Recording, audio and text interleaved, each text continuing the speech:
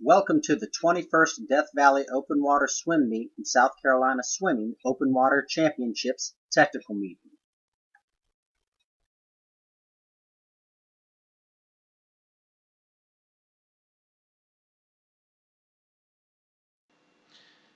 Contact information for meet key personnel, including the meet referee, meet director, and safety officer, are listed on the slide. Feel free to contact any of us with questions relating to the upcoming swim meet. The timeline for the start of the 5K is as follows. Check-in opens at 6:30 a.m. There is a required pre-race meeting at 7:30 a.m. The location of this meeting will be announced on race day. The 5K will start in 5 waves at 5-minute intervals, with the first wave going off at 8 a.m. for the 15 to 18-year-old boys, the second wave at 8:05 for the 15 to 18-year-old girls, the third wave at 8:10 for the 13 and 14-year-old boys, the fourth wave at 8:15 for the 13 14-year-old girls, and finally the fifth wave at 8:20, which will be the open men and women competition. The timeline for the 3K is as follows, with check-in opening at 8 a.m. There will be a required pre-race meeting at 9:45 a.m. If you are swimming multiple events at the meet, you're only required to attend one pre-race meeting. So if, for example, you're swimming the 5K and the 3K, you should attend the 5K pre-race meeting. You do not need to attend the 3K pre-race meeting or any other pre-race meeting for events you're swimming for the day. The 3K will start in 3 waves, with the first wave going off at 10:15 a.m., which will be the open boys men.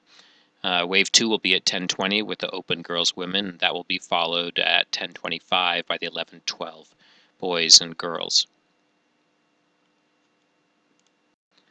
Similarly, the 1K has a check-in time at 10:30 a.m.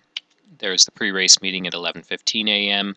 and the 1K is planned to start as 3 waves. The first wave going off at 11:45, which is the open boys men, followed at 11:50 by the open girls women, and at 11:55 the 10 and under boys and girls will go off.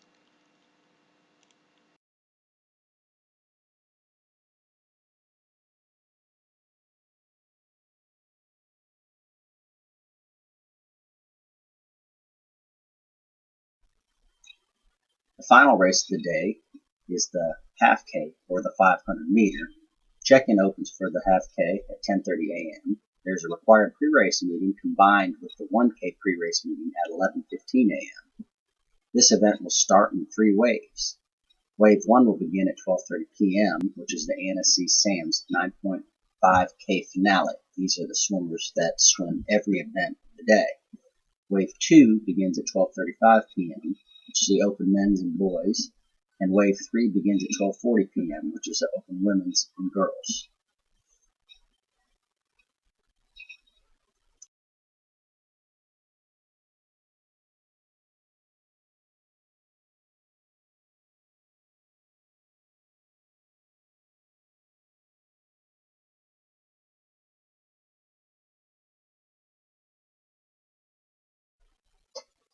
New to this year are wave change requests.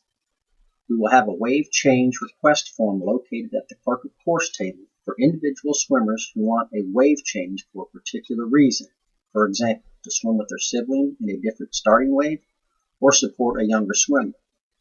Wave changes will be approved on a case-by-case basis. Wave change requests can be made for any of the 4 events, the 5K, the 3K, the 1K, and the half K. Wave change requests must be made and approved prior to all pre-race meetings and should be handled in the same manner of adding swim events.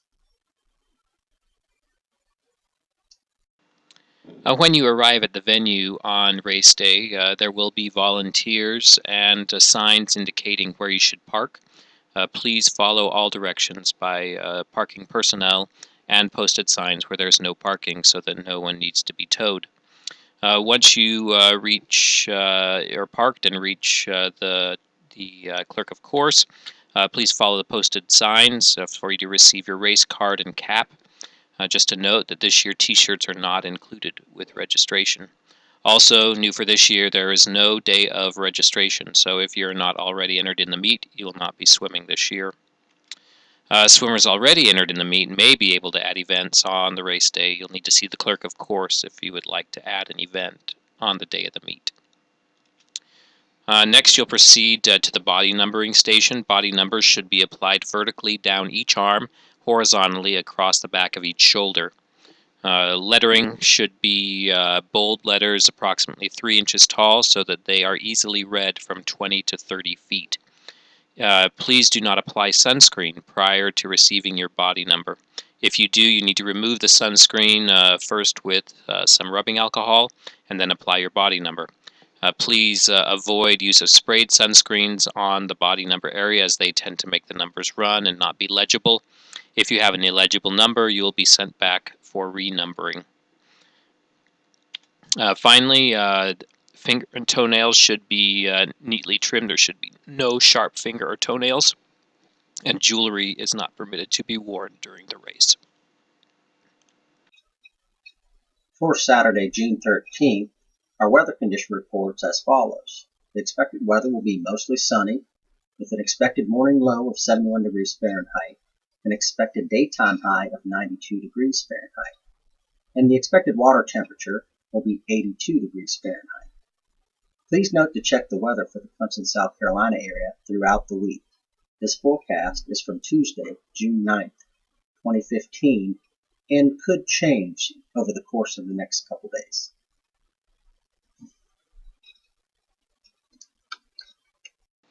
The course is similar to what it's been in previous years, with a dog leg left for the 5K and the 3K in an out and back format.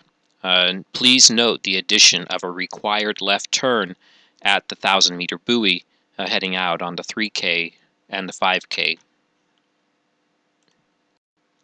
Here's an image of the course map. As you can see over here is the start and finish. For all races, they'll proceed out on the shore side of the buoys.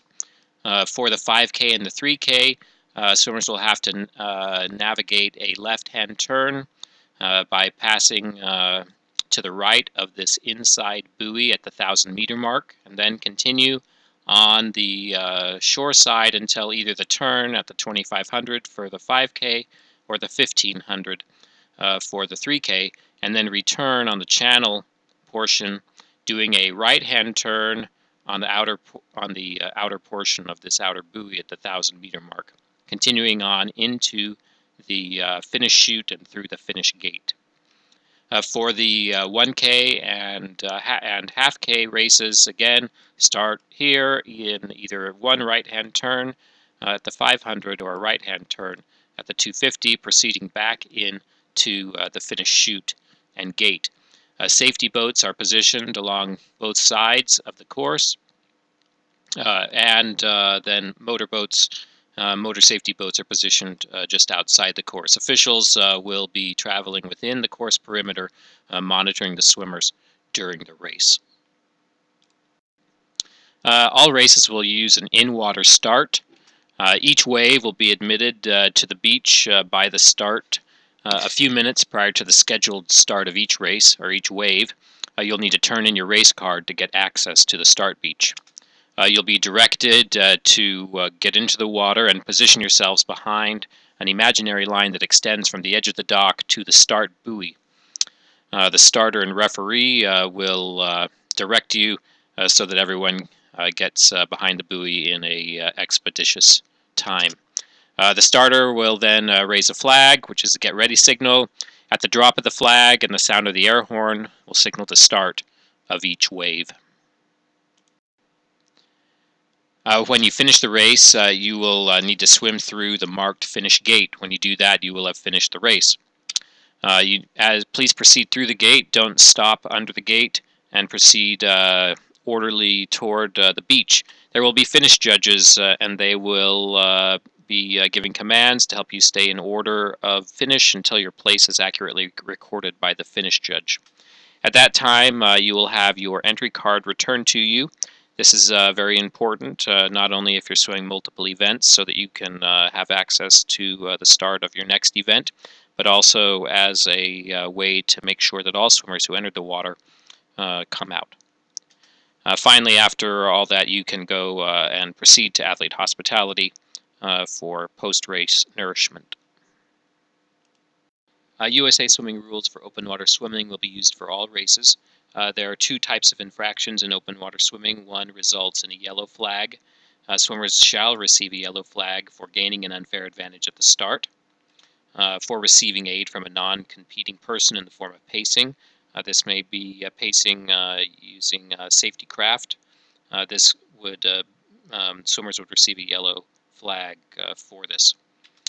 There are two rules which are not applicable to this meet, as they are for escorted swims. This is an unescorted swim. Finally, a yellow flag can be received for intentional contact or any contact with another swimmer that causes interference. And so please try to give each other adequate room during the race. More serious violations will be the subject of red flags. Swimmers who receive a red flag will be immediately retired from the race. You may receive a red flag by accumulating 2 yellow flag infractions. In this case, the second infraction will result in a red flag.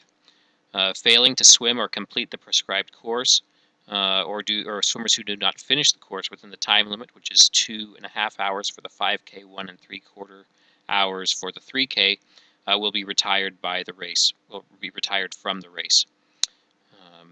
Due to timeline constraints, swimmers will not be allowed to swim outside the time limit to complete the course. If you receive any assistance by pulling on cables, markers, buoys, or buoy lines, that's also a potential red flag violation, or receiving propulsive aid from anyone in boats of any kind.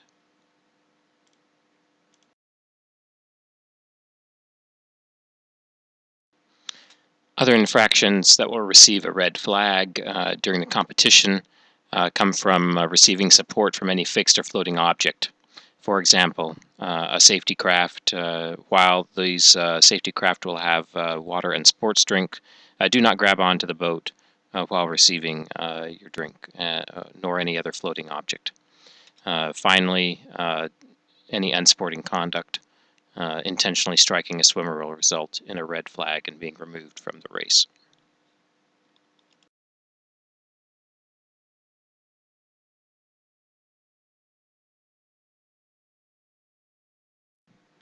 A swimmer may withdraw from a race at any time for any reason. All you need to do is signal a safety craft, either a kayak or a motorboat, by waving your hand or some way to get their attention. When the boat approaches, please indicate that you would like to retire from the race. They will signal a safety craft who will come and pick you up and return you to the beach. All swimmers who withdraw from a race will be taken to the medical station before being released back at the venue. While not expected, should any event lead to abandonment of the race, this will be indicated by 5 short blasts on the air horn, followed by 1 long blast, and this will be repeated. For swimmers who are far from the beach, safety craft may use a whistle to indicate the same signal, 5 short blasts followed by 1 long blast, and that will be repeated. Should this signal be given, all swimmers should immediately swim for shore and follow the route indicated on the course map that I'll show you in just a minute, for safety, and then to check in with meet personnel so that all swimmers can be accounted for.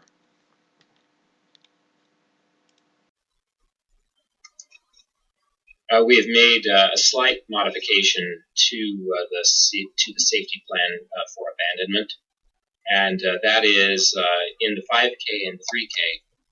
If swimmers are swimming past the water treatment plant, which is located right here at the end of the dike, if you are in this region out here, and when you swim to shore, instead of hiking back to the beach, please go to the pavilion located at the Madron Center, which is right here. The Madron Center is right, and meet personnel we'll come over, check you in, and provide transportation back to the beach. If you are swimming in this area, you should swim to shore and then proceed along the dike back to the clerk of course to check in.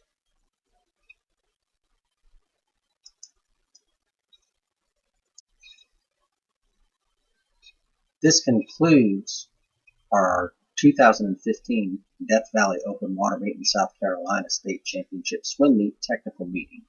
If you have any questions, feel free to email our meet referee, Jim Keogh, at jakeogh@att.net, or email our meet director, Dr. Eric Muth, at muth@clemson.edu.